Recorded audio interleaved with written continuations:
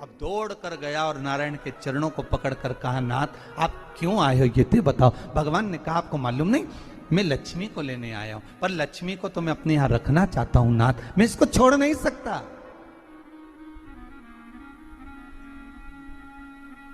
मैं लक्ष्मी जी को छोड़ नहीं सकता, मैं इनको लेकर जाऊं। किसान रोने लगा। तब भगवान नारायण ने धनतेरस की पूजन का महत्व समझाया। तब भगवान ने धनतेरस की पूजन का महत्व समझाया। सुनो किसान, मृत्यु लोक में रहने वाला मानव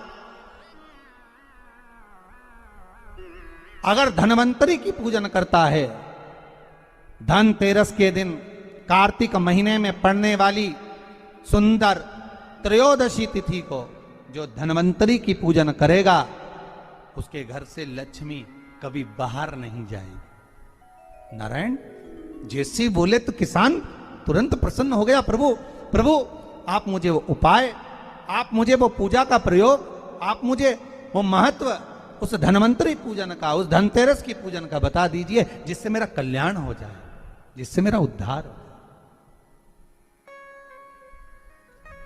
भगवान विष्णु बोले, किसान सुनो, ये धनवंतरी मेरा ही एक अंश होता है।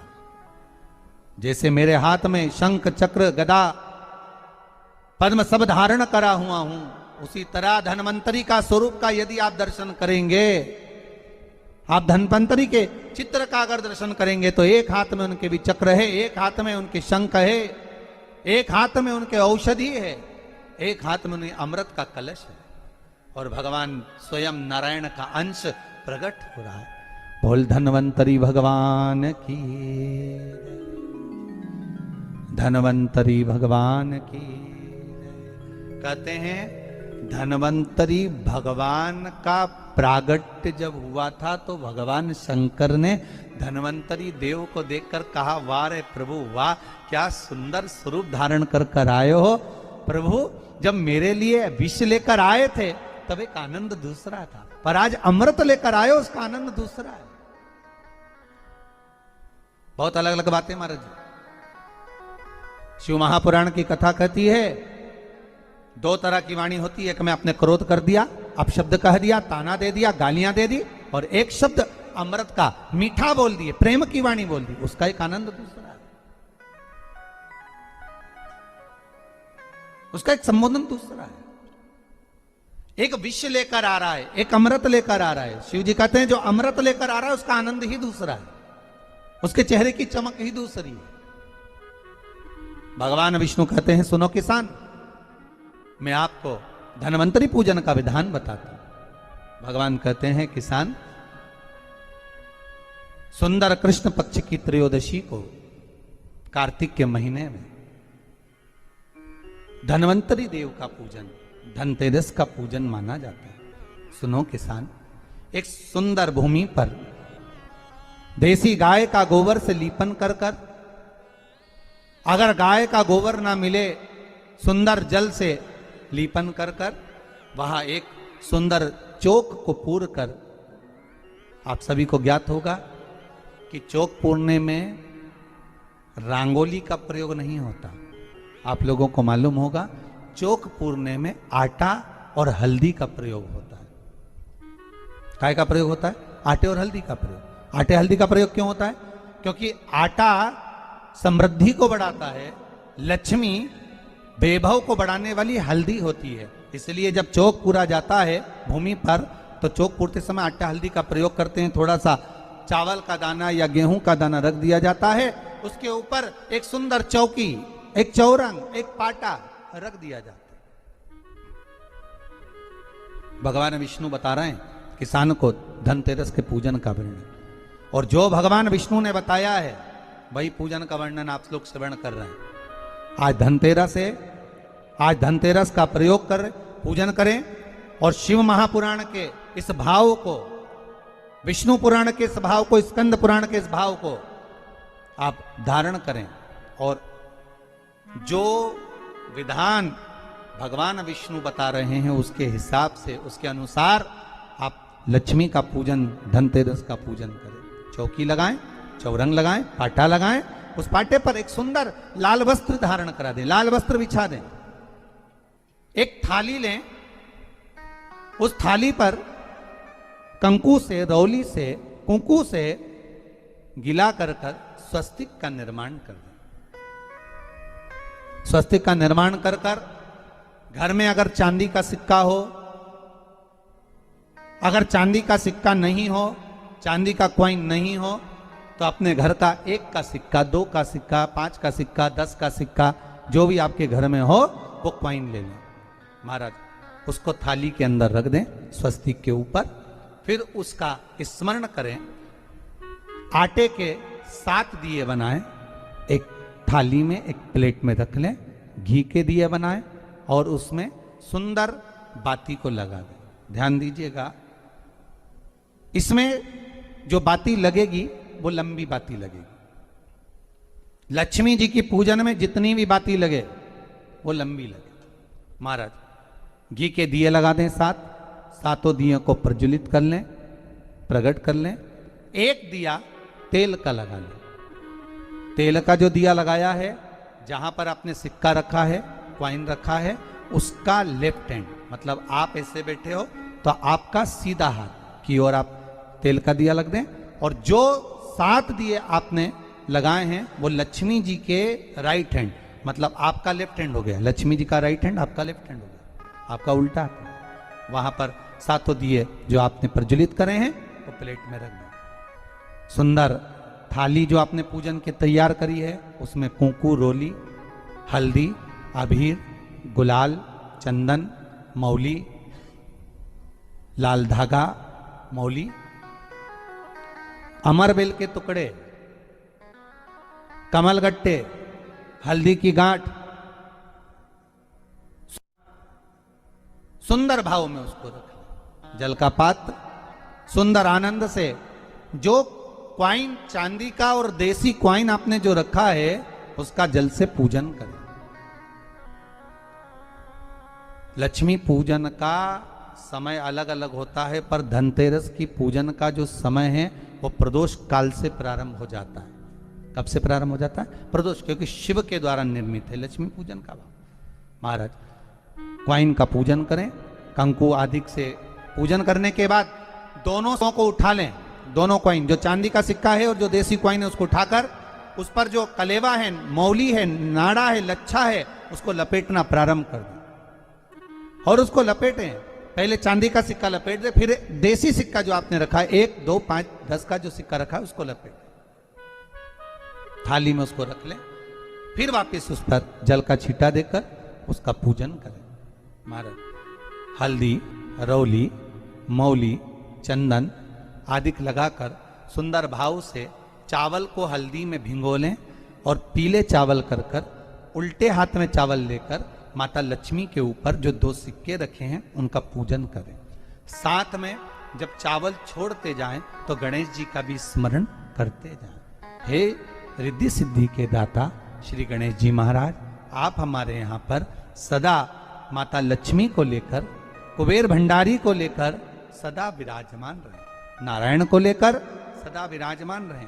चावल छोड़ते जाएं और बाबा से विनती करते जाएं, माता लक्ष्मी से निवेदन करते जाएं।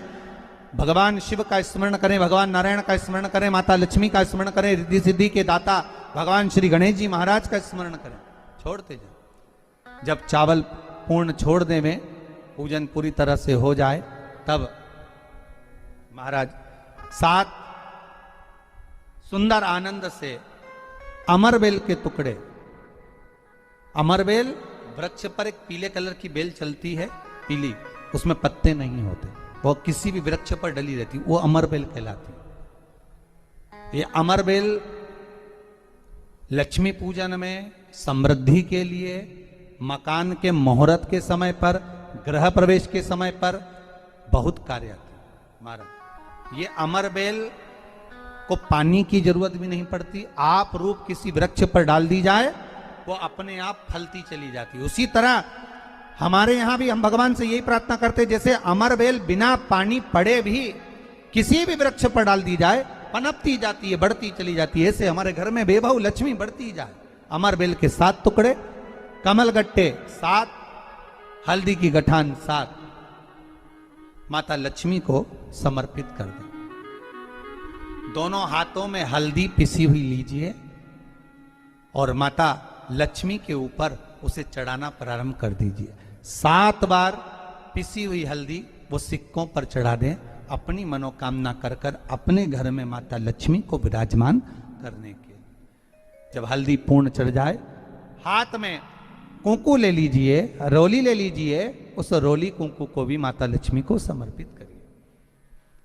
तब इसके पश्चात सुंदर जो भी घर में मिष्ठान हो, मीठा हो, नहीं हो, शक्कर हो, गुड़ हो, मिश्री हो, जो भी आपके पास में हो, खड़ी शक्कर हो, वो भगवान को माता लक्ष्मी को भोग रख दीजिए। अगर कुछ मीठा बना हो तो मीठा रख दीजिए। महाराज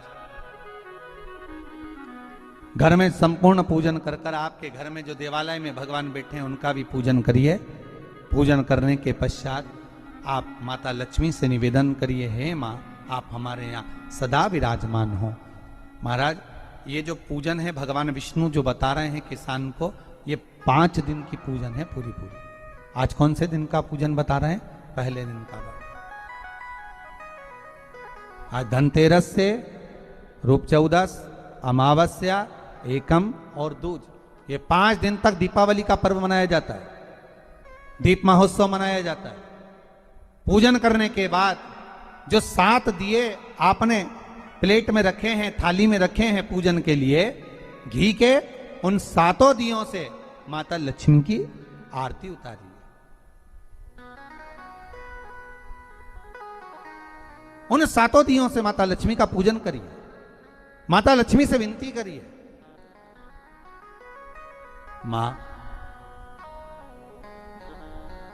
हम आपके पुत्र हैं, मां आप हमारे घर का रास्ता भूल गई हो, मां बहुत कष्ट है, बहुत दुखी है मां। पर भगवान शिव पर विश्वास कर कर, कुबेर भंडारी पर, कुबेरेश्वर महादेव पर विश्वास कर कर, भगवान नारायण के सुंदर प्रसंगों पर विश्वास कर कर, मां भगवान शंकर का अनुमोदन कर कर, हे मां आप हमारे घर में विराजमान हो, मां आप हमारे मार्ग को, हमारे घर को, हमारे घर के रास्ते को, हमारे घर के द्वार को आप भूल गई हो मां। हे बेबहु लक्ष्मी, हे धन लक्ष्मी, हे संतान लक्ष्मी, हे मां लक्ष्मी, हे धान्य लक्ष्मी, आप हमारे घर में विराजमान हो। 7 दीप जो प्रज्वलित करे हैं उससे माता की आरती उतारिए। फिर माता को झोली पसार कर प्रणाम कर कर भूमि पर नमन करो। जब झोली पसार कर प्रणाम करें, झोली को अपनी ओर गिरा लें और माता को नमन कर कर जो 7 दिए आपने लगाए हैं उन 7 दिए को अलग अलग स्थान पर ले जाकर, जैसे घर के हॉल में, एक रसोई घर में, एक जहां पर आप लक्ष्मी रखते हो उस स्थान पर, एक घर के द्वार के पास में, एक तुलसी के क्यारे के पास में, ऐसे अलग अलग 7 स्थान पर उन दीप को रख दिया जाए। महाराज एक भगवान का जहां पूजन हुआ है, लक्ष्मी की जहां आराधना करी, एक दीप वहां पर भी रखा जाए। जो तेल का दिया लग रहा है उसके पास में, फिर कहेंगे तेल का दिया माता लक्ष्मी के उल्टे हाथ पर और घी का दिया माता लक्ष्मी के सीधे हाथ पर। मतलब जो सिक्के आपने रखे हैं उस सिक्के का उल्टा हाथ तेल का, मतलब आपका सीधा हाथ होगा जहां तेल का दिया रखाएगा, और जहां आपका उल्टा हाथ होगा जहां पर घी का दिया लगाएगा, वहां माता जी का सीधा हो गया, आपका उल्टा हो। माता का स्मरण, माता लक्ष्मी से निवेदन करिए, हे मां कृपा सागर, करुणा सागर मां आप भगवान विष्णु के साथ विराजमान हुए, आप भगवान नारायण के साथ में हमारे यहां सदा विराजमान हो मां, ऐसी कृपा कर दीजिए। महाराज मां से विनती कर कर बड़ा उत्साह, बड़ा उमंग, बड़ा आनंद रखना, ये भाव रखना घर में। भगवान विष्णु कहते हैं किसान से, हे किसान आपने अगर धन्वंतरी की पूजन करी है, धनतेरस की पूजन करी है, कोई वस्तु, कोई सामग्री अगर आप लेकर आए हो, कोई पात्र लेकर आए हो, कोई तांबे का पात्र लाए हो, जो भी वस्तु आप नहीं लेकर आए हो उसका भी पूजन उसी दिन कर लेना चाहिए।